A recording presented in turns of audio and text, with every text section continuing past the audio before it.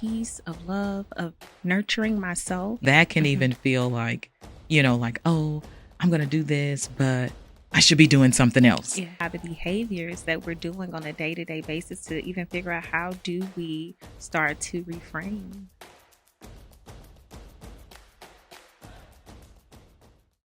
Welcome to the Macaron High podcast, where we talk about wellness, purpose, and the power of rest for high-achieving women. I'm Toni Estell, and I'm so glad you're here. If you're a woman who's constantly pushing forward, chasing career goals, managing endless to-do lists, and showing up for everyone in your life, I want you to know this. You deserve to feel whole, healthy, and at peace. Success shouldn't come at the cost of your well-being. I know this firsthand. As a high achiever myself, I felt the weight of chronic stress, burnout, and exhaustion. For years, I poured everything into my work until my body, mind, and spirit demanded my attention. My journey of recovery, healing, and growth is what led me to create this platform and ultimately my luxury women's wellness and retreats business, designed to help women like us embrace self-care as a necessity, not a luxury. In today's episode, I'm excited to introduce you to someone who understands this journey deeply. My guest is a therapist intern who has dedicated her life to helping people heal and thrive. She's joining us to share her own wellness journey, the daily rituals that keep her grounded, and powerful insights on how women can manage chronic stress without guilt. Whether you're feeling overwhelmed, disconnected, or just unsure where to begin when it comes to your well-being, I believe this conversation will leave you feeling inspired and, more importantly, empowered to start putting yourself first. So grab your favorite cup of tea, get cozy, and let's dive in. Welcome to the Macaron High podcast. And welcome, Amber Chrissy. She is the woman who holds space for others to exhale and simply be. A mother, a creative, a healing guide, Amber Chrissy walks with women through the weight of anxiety, the ache of burnout, and the quiet longing to feel like more than what life demands of them. She reminds all women to find that woman within. Welcome, Amber Chrissy, and thank you for being here. Thank you for having me. I'm so glad that you joined us today or joined me today on this podcast as my first guest. It is quite an honor, and I am super excited that you are here. Even when we started, you were coming in, I was like, I'm so pumped. I am so pumped. So excited. Yes, I am so glad that you are here. So to kick things off, can you tell us a bit about your journey into the field of therapy and what inspired you to pursue that path? That is a good question. So really, I always say that family is my wound and my joy, right? And I always wanted to be in a space where I can help other families, whether it was having my own experiences within my own family, seeing others and hearing other stories.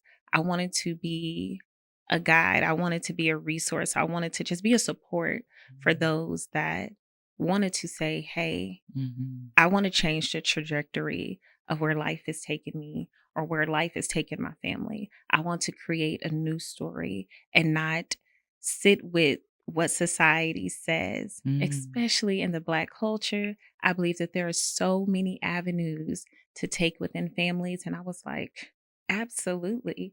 Even with having my own children, I wanted to create my own stories and not stick with the same traditions. But that also meant that I had to get to the root of some things within myself, within my experiences, within what I saw within my family. Not that it's a bad family, but, we all have things that, we want to navigate through differently. And so understanding the impact of family, the impact of a village that it takes, a village, that is what got me going. Wow. That is certainly courageous. That is certainly courageous and sacred, the work you're doing, so that's huge being able to come to that where you can look at Yeah. family and then, okay, this is what I want my family to look like and Mhm. operate like, and then Mhm. actively take steps to make that happen. Absolutely. And setting boundaries around that, Yeah. that's huge because, Still learning them. yeah, Still sometimes learning. family, Yeah. yeah. It's So a that's huge amazing. dynamic. That's amazing. Thank you. That is courageous and sacred work you're doing. I'm trying. So, wellness is deeply personal. Mhm. What has your wellness journey looked like? From what you've just mentioned, I Mhm. cannot imagine it has been easy. And so while you're taking care of others and guiding your family, Mhm. how are you taking care of yourself? What's your wellness ritual like? Honestly, I feel like it has been refined through all the seasons of my life, especially once I became aware. It just, became more enhanced, or sometimes I slid back into normal, or Mhm. it just, all the Mhm. seasons is refined. It gets better, especially as I get older. I generate more wisdom and Mhm. discernment. It just changes. And so for right now, my day to day, even um, in this present moment, it has been just being really present with myself, allowing myself to be still and not feel like, oh, I have to constantly go, do, be. Mm. Nah. The only thing that I want to do is be with myself so that I can reset, rejuvenate, regulate, etc. And I am so proud. I am Mhm. proud that I could carry many roles, that I rock many hats. Mhm. But the reality is, I don't rock them well if I am not well within. And Mm. so I make it a priority to say, Amber, what do you need? What do you need in this moment? Yesterday, I sat out in the sun for about 3 hours with my friend. We did yoga, we sunbathed, we listened to Wow. music, and we were just like, we needed this. It's the Wow. simple things Mhm. of being under the sun. Mhm. That's good for me. Yeah. Moving my body, drinking my ice water. Okay. Mhm. That is what was good for me. And so it looks different, depending on what I need, but Mhm. every season of it has gotten better and better. Wow, you said a word right there, when you're Mhm. talking about spending that time with yourself. Yeah. And so for us, high achieving women, Mhm. it can be quite difficult for us to, what do you mean? Like sit in silence with Yeah. myself and Yeah. not do anything, Mhm. because we're always thinking about I should be doing, I could be doing. Absolutely. Why aren't I doing for others, Mhm. and struggling to see that that time with ourselves is just as important, Absolutely. and that pull of guilt, like, oh, if I'm doing this, I'm not doing that. Yeah. And I should be, Mhm. and Mhm. that's a whole other conversation It too is. about how our labor, Yeah. how we identify our value with our labor. Like if we're doing something, Mhm. always doing something, accomplishing, then that makes me valuable. That makes me worthy. When that's not the case. That part. That is That not the part. case. And you see, like, there's a wide spectrum because you have, like, I had a client recently and she said, Amber, I don't even know where to start. She didn't know where to start with finding her or what that looked like to just sit. She said, what does that even look like to sit or to get to know myself? I don't know how to pour into me. And although a normal mind would be like, oh, well, that's easy, but it's really not when you're so used to doing and giving and pouring. So it is a hard thing to do for a lot of women who are constantly on the give spectrum, Yeah. always ready to move and do. Yeah. And that's not a terrible thing, to have ambition, to be accomplished. Yeah. I think it's the losing ourselves, the sacrificing ourselves Yes. in the process and not holding ourselves still in the place of priority in pursuit of those things. So finding that. Yeah. Yeah. Finding you all over again in all of the seasons. And that's a good thing, You're like, oh, it's something wrong with me. It's nothing wrong with you. Yeah. It's absolutely nothing. You're just growing. You're blossoming every season of your life. There's this beautiful version of you unfolding. Not broken, just simply unfolding and identifying so many different layers. Yeah. Like an onion. Onion. And butterfly. Oh, butterfly. You Yes, I like know, that better. whichever one. Okay, I have another question for you. Mhm. Were there any pivotal moments in your life that made you realize wellness had to become the priority? Yeah, being a single mother, that Mhm. is hard. That is the hardest Mhm. thing that I've had to. It is the most beautiful thing that I'm able to do, but it is the hardest thing that I have Mhm. to do because I am learning to.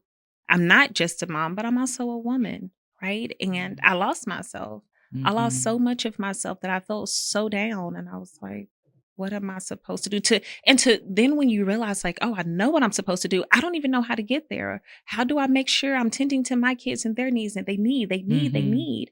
And when you have little humans who have different needs and then you're learning to learn your own needs, it's like, oh my gosh, Yeah. what am I supposed to do with Yeah. this? And so I learned that I needed community, that I could not do this by myself. And even this moment, I'm still learning I cannot do this by myself. And being a single mom really, really challenged me to learn how to navigate motherhood, my career, my goals, while Mhm. still embracing the feminine and Mm. sensual woman that I am. Mhm. Mhm. I didn't like being that low. And I, Yeah. I said I will never get that low again. So it's kind of like what you were saying earlier, like the reintroduction or the rediscovery, the Yes. who getting back into who you are, Mm-hmm. that Mm-hmm. person. Yeah, And I yes. would even say beyond all the roles, those things are great. I know I Right. like them, Right. but beyond all the roles we play, Mm-hmm. who are we and what is it that makes us happy, Yeah. and Yeah. not losing that and It losing feels good yourself. to our core, like to our Mm-hmm. soul. It's not just surface level Yeah. things. Yeah. It's such Yeah. a depth to it that if you Mm-hmm. miss out on so much if you don't tap into it. And Mm-hmm. yeah, you got to go through the valleys and all of Yeah. that, but it's when you get to when you recognize like, "Oh, I needed this. I need more of this. Mm-hmm. This feels good for me." And it's not about anybody else. It's simply about what you need. It Mm-hmm. just awakens something completely different, Yeah. within. It's like, "Hey, let me remind myself who I am." Yeah. Every day. Yes. Yes. My power, my strength, Mhm. my Absolutely. me. Yeah. Remind myself of me. Yeah. That I am a woman too, and I Yeah. am a woman who is deserving of peace, of love, of nurturing myself. I Mm-hmm. want to give to the world, absolutely, but I also want to Mm-hmm. give to me because I deserve that too. Yeah. Yeah.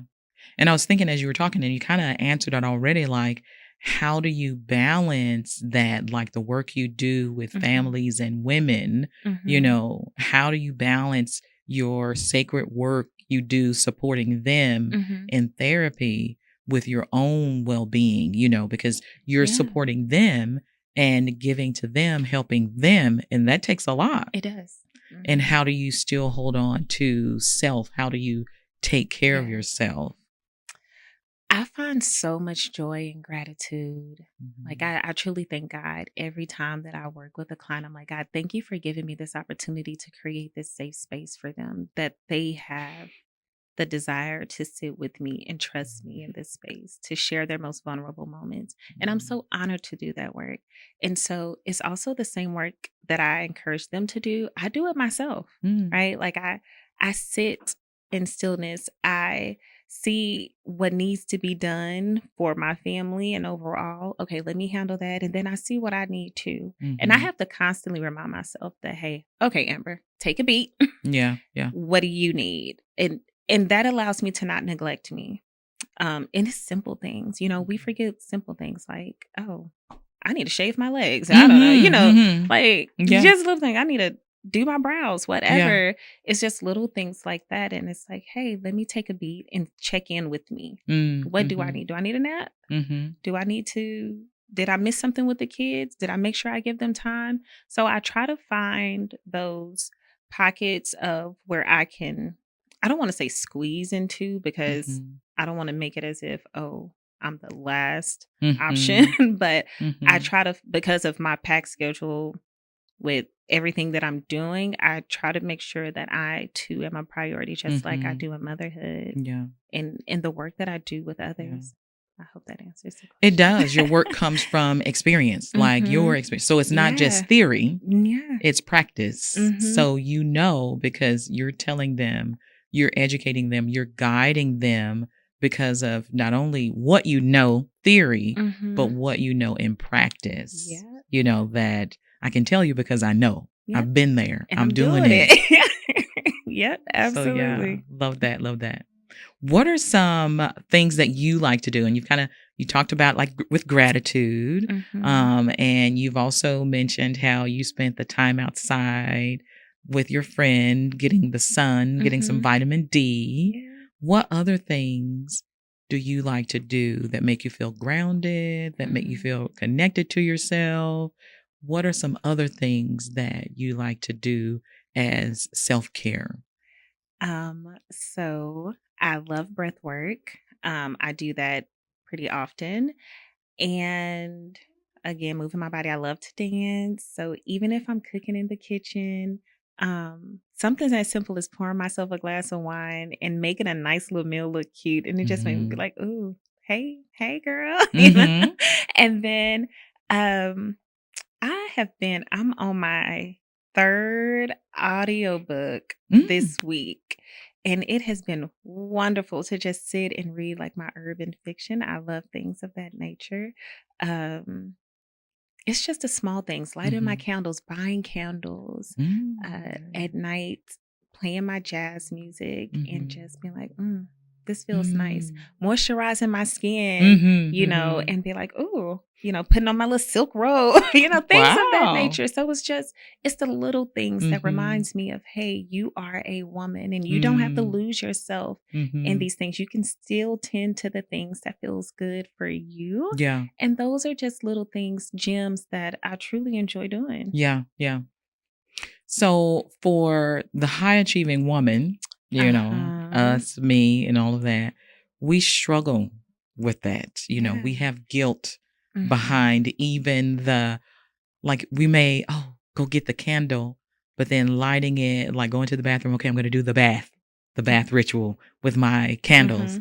You know, that can even feel like, too much. That can even feel like, you know, like, I'm going to do this, but I should be doing something else. Yeah. So those things, even as small as that, can make us feel guilty about the time, how small it is that we invest in ourselves. So how can you help high achieving women like us, like me, you know, kind of reframe that mindset, look at that change the perspective, seeing it as a tool for success, seeing it as a priority, seeing it as a need rather than something that's, indulgent that we really don't have to, you know? Yeah. So how can I reframe my mindset around that, you know? Well, I will say it won't take you can't just do it with one affirmation. Right? Like you have to really get to the root of why do you even think this way in the first place? How did you get to feeling that you were not or are not the priority, right? What behaviors did you have or that you're showing in your everyday life to where Okay, can you say that again for our viewers? Ooh. Like you just said something. We all need to get this. You know, we need to identify the behaviors that we're doing on a day-to-day basis to even figure out how do we start to reframe. Did I say that? Yeah. But yeah, like we get to the root of how we got to this thinking. Yeah. And we began to kind of pick it apart like, why do I think this way? And a lot of times it comes from childhood. And I know some people, you know, they don't believe in you don't have to go back into the childhood parts, but that's a lot of where our experiences come from, our childhood experiences. But then you also have to think about, especially the Black woman and the narrative around her of how she became everything for everybody and neglected herself, right? That is from generations and generations and generations. That is just, I mean, to unpack that is a lot, but becoming aware and saying, hey, I truly do deserve to tend to myself. What does that look like for me? Yeah. How do I begin to reframe this and to say, okay, I'm going to set the boundary. I'm going to, put time blocks on things. I'm going to work on that time management. I'm going to remind those around me that, hey, you're going to have to figure it out on your own because Mhm. I have to take this time for me. And that is okay, right? We don't Mhm. have to justify why we need this time. I'm just going to share with you that I need this time for me, Wow. right? We tend to want to share the why or provide an Mhm. explanation. You Mhm. don't need an explanation. You just need the action behind it and to do it boldly and proudly and say, hey, this is for me because, well, Mhm. I'm deserving of it too. Who else is going to give it to me? Yeah. Yeah. Who And the else is world going to? isn't gonna crumble or cave It's in not. because I took 30 minutes, an hour, or It's even not. 3 to care Hmm. for myself. Absolutely not. Wow. And it's not waiting until it piles up and pops, right? Mm. You don't want to, you want to be proactive. You So that want to, it doesn't pile right. up and pop. Mm-hmm. So that we're Now, you not said something right projecting. there. You said something right there too. Yes. Because when we do get to that point, and I think about this often, when we do get to that point where it's like, okay, I need to go to the spa or whatever, Mm-hmm. then it has piled up to a degree, to a level. And we go to the Yeah. spa to get that release, Mm-hmm. to get the relaxation, but then when we leave there after a day or Yes. so, we're back in the situation Yep. that caused us to Mm-hmm. need to go to the spa in Mm-hmm. the first place. Absolutely. So I like that what you're saying is it's you take care of yourself along the way so it doesn't build up Mm-hmm. to such a Yeah, degree. we have to change those behaviors, and those are day-to-day things, and even the smallest things makes a difference. And Mm. we don't realize because we're sometimes as women, we're just always on a go. It's like, oh, I got to do this, I have to do that, Mhm. and we don't realize that we're adding this tension to Yeah. our body that's saying, I'm just Yeah. gonna allow it to pile up, but I'm not going to do the Mhm. things to decompress. And when we But feel it in our body, we don't listen to it. We we do push it not listen harder. to it. The best thing you can do is Wow. listen to what your body is saying. Breath work sessions are so Mhm. good. I literally sit there on my bed, especially if I'm tired. I'm like, let me Mhm. decompress. Um, Being able to just again gently move your body, or even just being aware. I'm feeling tired right now. Do I Mhm. wait, or do I just fall into just resting in this Mhm. moment? When I fall into it, I allow myself to naturally reset. When I wait, now I'm building up this resentment, this anger, this Wow. frustration, this projection, all of these things because I'm doing everything else Mhm. except what I know my body needs. My body is telling me the need. Mhm. I need to learn to listen to it without trying to justify it. Wow. Now, I have a huge compliment for you. I already adore you, complimentary of you already. But we had our March 1st retreat Mhm. at the West End, our women's retreat. Mhm. And one of the sessions you spoke, and before your session, you led the guests, the women there, in a guided breath work Mhm. session. And the response was overwhelming. You know, it was the first, it was, oh, what is guided breath work? Like, oh, what is Yes. this? New, Yeah. I'm into it. Like, oh, Mhm. okay, new, something fun.